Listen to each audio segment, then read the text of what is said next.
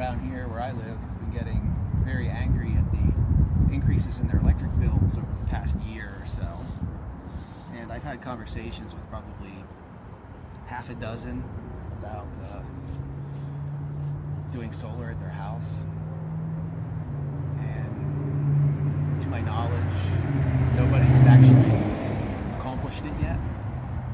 And what I'm finding is a lot of people ask the questions, but then, kind of say, well, it's not for me. It's just not for me. It's great, it saves money, but it's not for me. Try to think like, why? What's the hesitancy here? In a lot of cases, it's unfamiliarity with the technology. Right, so we're here by this small ground mount array that I have, solar panels. This is about 1/10 of what I have on my property. So it's nice that it's on the ground so we can get up close to it. And we can see that it's nothing more than a piece of glass, right, mounted to a metal frame. Let's go around the back. If we look at the back of this system,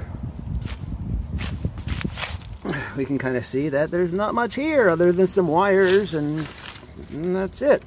All right, so basically you've got your wires that come out, carry direct current, DC power, right here.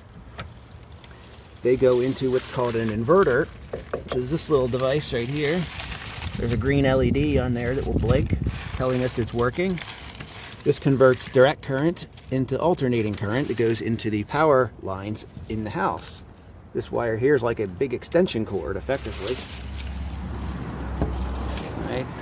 It goes over there and it goes inside. Now this system is kind of a temporary install, although it's been here for a year now.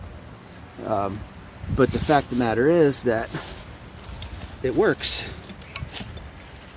So this is an N-phase N215 inverter, kind of like the ones that are down here.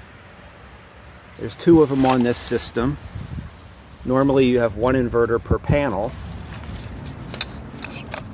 And solar panel hooks up here. 240 volt AC comes out here. It connects to this cord. There's the connector.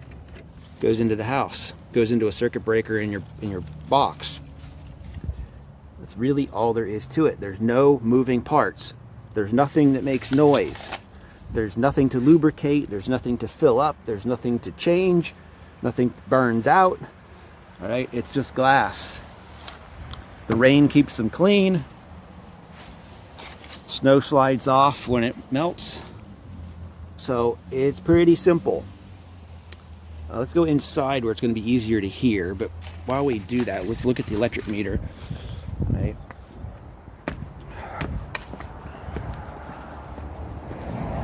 Here's our meter.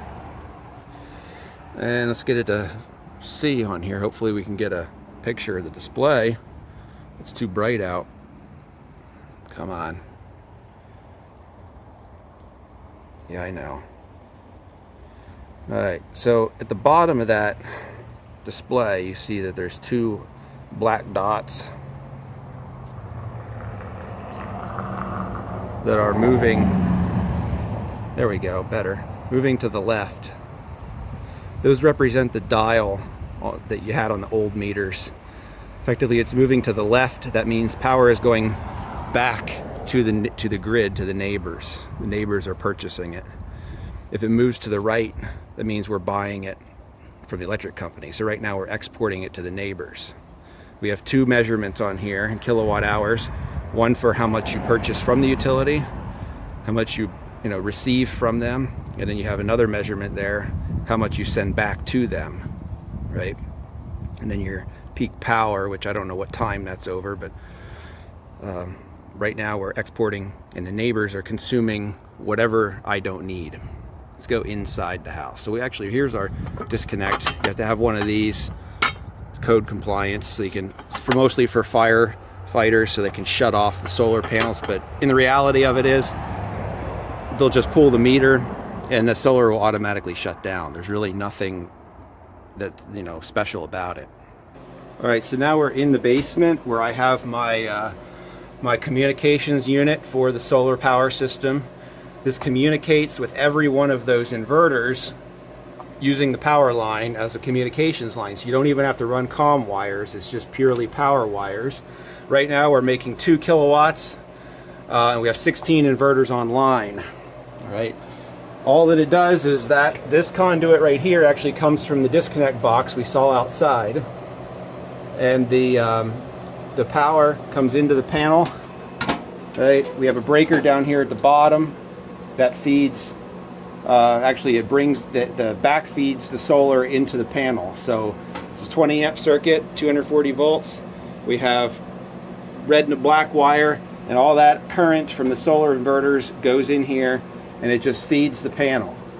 So all the electricity being used in this house, the light, the heat pump, water heater, everything I'm using right now is powered by solar. And we know that because the electric meter outside was exporting to the neighbors.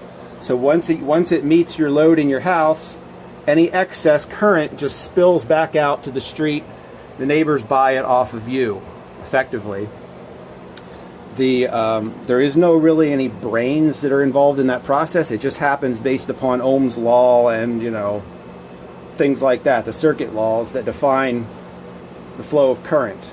The inverters are a current source, and they just dump that into the system, into your panel. You use it, whatever's left goes out. If it's nighttime, you're just buying from the grid, and you're using up your credits that you got during the day from selling to the neighbors. That's as simple as it gets. There's no batteries on my system. There's no transfer switch. There's no special crazy funky parts. It's very basic. Now, if you want a solar panel system that works during power outages, then you have to get one with a battery on board, which those are widely available. They're very popular nowadays. And you know, it's just an extra add-on feature that you get when you buy it. So let's go talk about the what you should expect for cost when you get an installation like this. All right, so the big question people always ask, of course, is how much does it cost?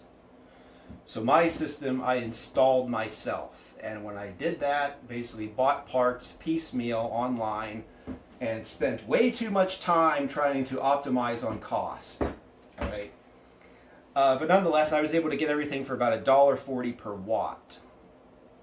When you get a professional installation, when you hire somebody, I would expect that $2 to $3 per watt is a reasonable price. That's about what you should expect.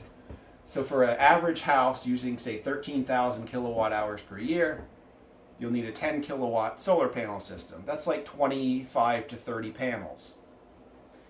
And that will cost between $20,000 and $30,000. And this is where people get really worked up, like, oh my God, $20,000 to $30,000. That's a ton of money, right?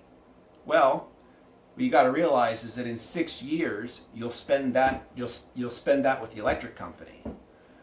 There is a tax credit that you apply to your cost of your solar system that gives you a 30% discount. That's a nice feature.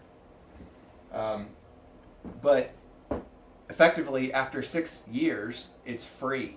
It's free electricity. You don't have to pay. The only thing you have to pay the electric company is a $15 a month, at least in where I am at. The base fee for service is $15 a month just to be connected to the grid.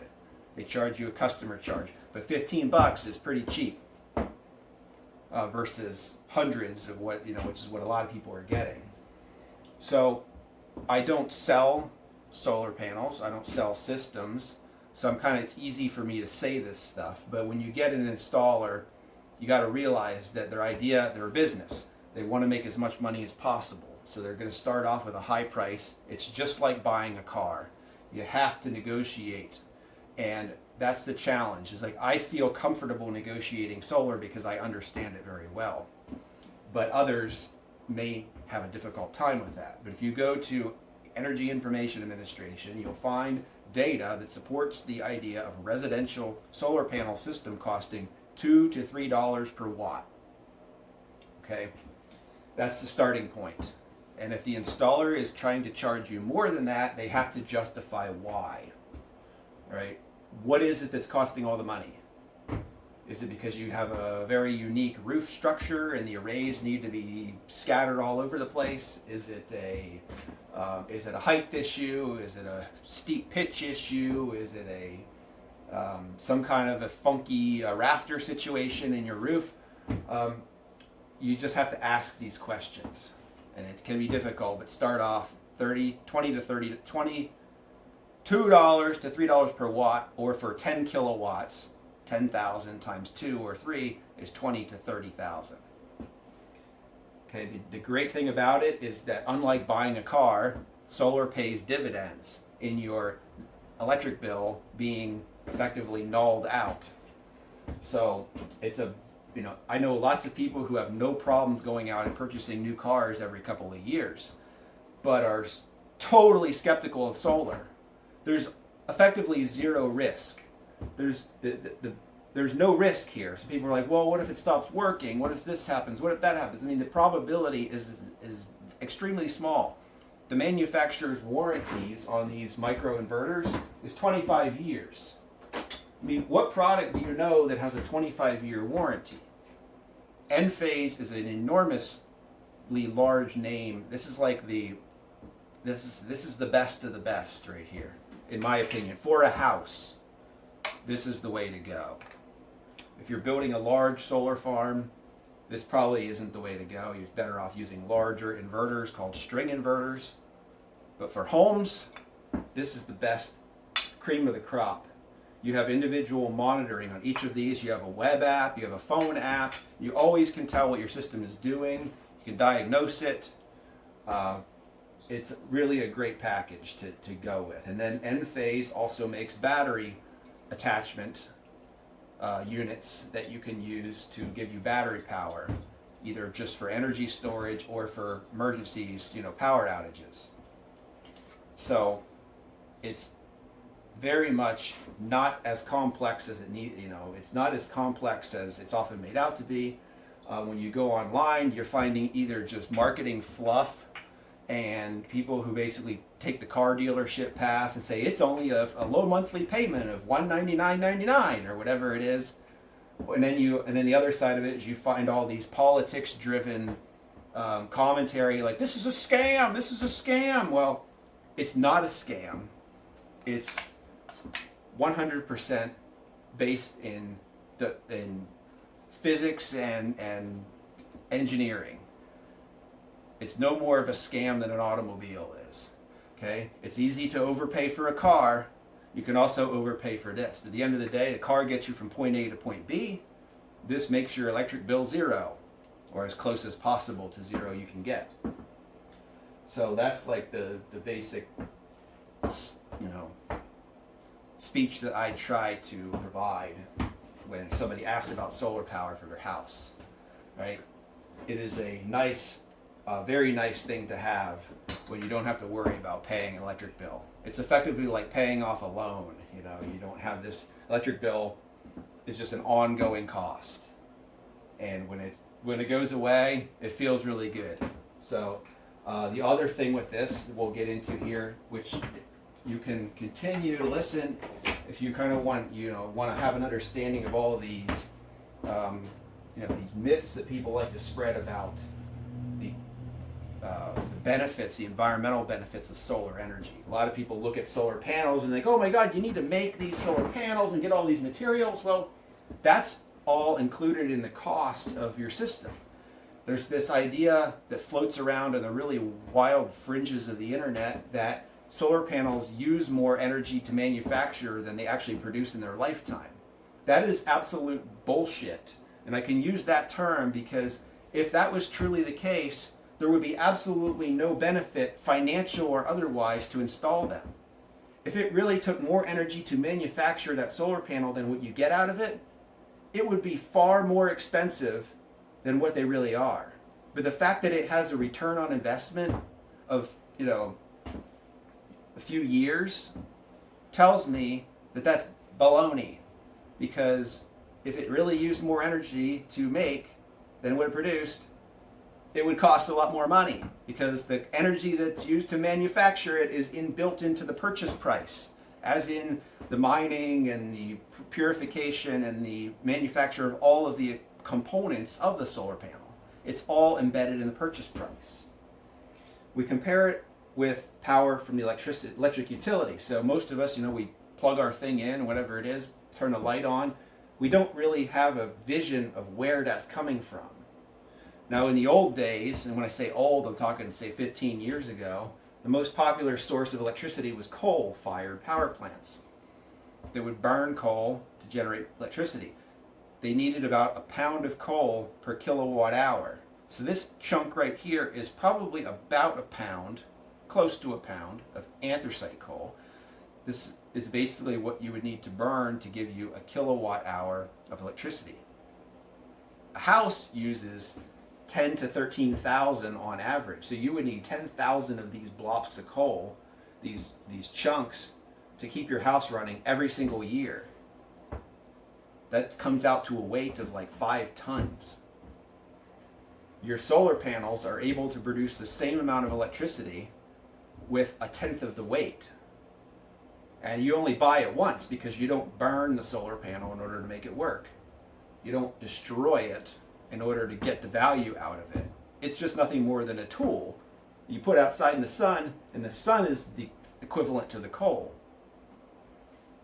So it's very important to not get too deep into the poisonous well of internet commentary on this topic, because there's a lot of people out there that just are trolling the public and trying to just delay the inevitable, which is solar energy being extremely commonplace, because it makes a lot of sense now, and these fossil fuels continue to get expensive.